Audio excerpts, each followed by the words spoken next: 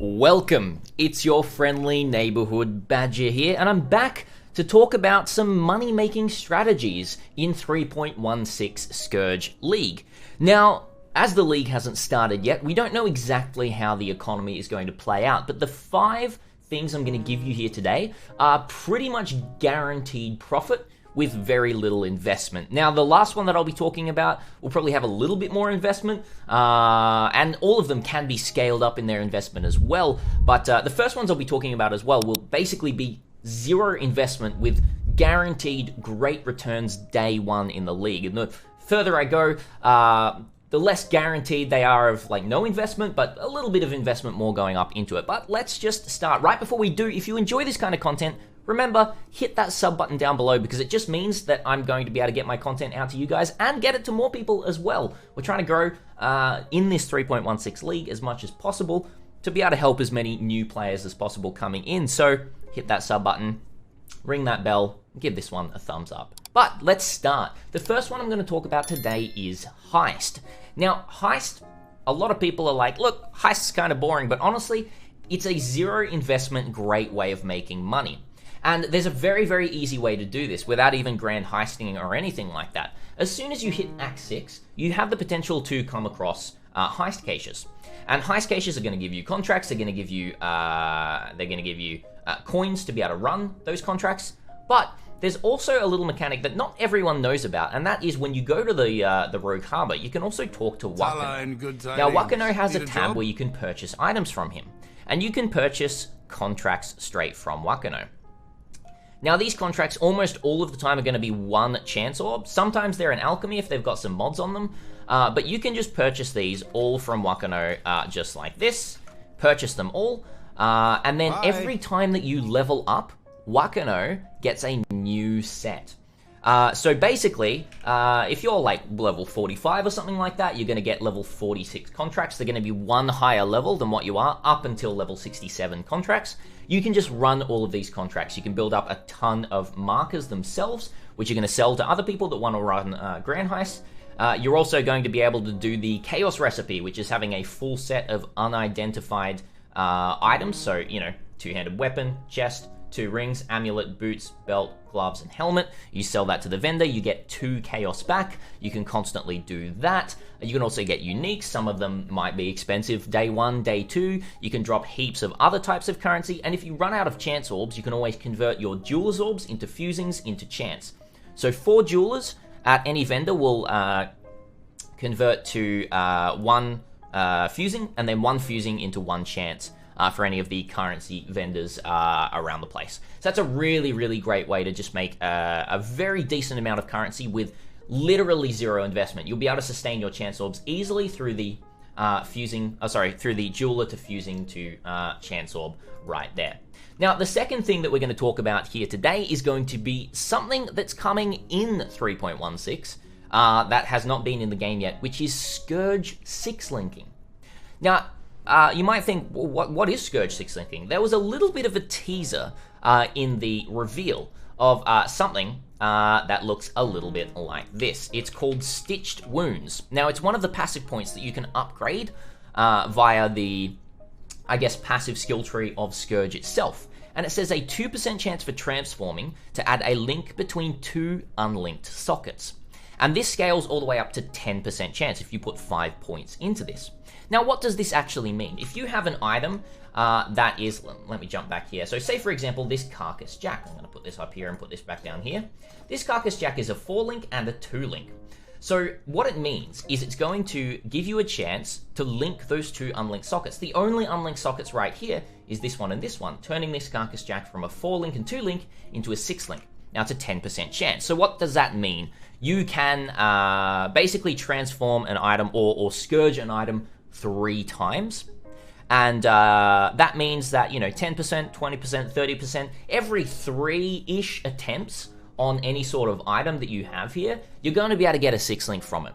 Now, we don't know exactly how long it's going to take to Scourge, each tier, get a Scourged item each tier, but this is basically over a period of time. If you bought 3 or 4 Carcass Jacks, and then you did this, you run this, you'd be able to get a 6-link Carcass Jack. Now, just remember that it is also going to add unpredictable modifiers onto this and will corrupt it, but you are also going to be able to change the colors through the tainted chromatic orbs on the item itself. So don't worry too much. This is a really, really effective way of getting low tier 6 links and potentially even high tier 6 links as well after you've even corrupted them for a potential chance there as well. So either you can, flip these and sell them as 6 links, or, this can just be a really, really great way of generating divine orbs to then be able to sell to the vendor and then be able to sell on the market there as well. So that's a great technique there as well if you're interested using stitched wounds. I think it's basically zero investment because it is the league mechanic itself. All you need is the bases to be 6-socketed and then either 3-link, 3-link, 5-link, no link, or 4-link, 2-link. That's going to be a really, really effective way of doing that. The third one that I'm going to talk about is going to be breach farming. Now, there has also been a lot of teasers of, not this one here, a lot of teasers of, well, this is Expedition, but you are also getting breach nodes in Lyra Arthane. And I can also jump over to my web browser right here and show you the 3.16 Atlas passives that have been basically taken from all the different screenshots and everything that they've shown us. And you do see here in Lyra Arthane, we do have Gatekeepers, Flash Breach, and Within Their Grasp. So the reason I'm talking about breach farming is because it is 2 chaos on the map device itself. One really great thing about it only being 2 chaos on the map device is, number one, you get this straight away. So you can basically jump into Lyra Arthane, get a couple of breach nodes, then just start running breach on the Atlas itself. This is also meaning that you are going to be able to basically do a chaos recipe each map, 1 chaos recipe each map, which you're going to basically generate from the breach just by itself, meaning that you can sustain this 2 chaos indefinitely. It is free just as long as you're doing the chaos recipe. All of the splinters that you're getting, all of the XP that you're getting, all of the other items that you might be dropping as well is going to be really, really great. Now, these splinters can be turned into breach stones, and then you can even either upgrade these breach stones yourself, run them for the chance to get the very crazy end game content of breach, or you can just supply that to people who are going to be doing the higher breach stuff there as well. So you can take these 3 nodes. That's just going to take a 3-way, 4-way, and a 5-way to get these ones right here relatively quickly. And then you're just going to be able to breach farm just as long as you've got a character that has medium to good clear. So any sort of Toxic Rain build is going to be great. Any sort of Ignite Prolift build is going to be great. I know a lot of people are talking about Toxic Rain Champion. Even any sort of Corrupting Fever Gladiator is going to really, really dominate this content right here. So that is number 3. Now, number 4. We're going to talk about number 4 very quickly because, it's not that much new content, but it is being upgraded a lot, which is Delve. Now, delving is content that has always been profitable, but kind of gated behind the setup that you need to do. Usually you'd get to maps, you'd run a few maps, and then you go to your delve and you realize you have to grind all the way from like delve level 30 or 40 all the way to around about like level 100, 150 for it to actually start to feel good in the delve to be able to get currency.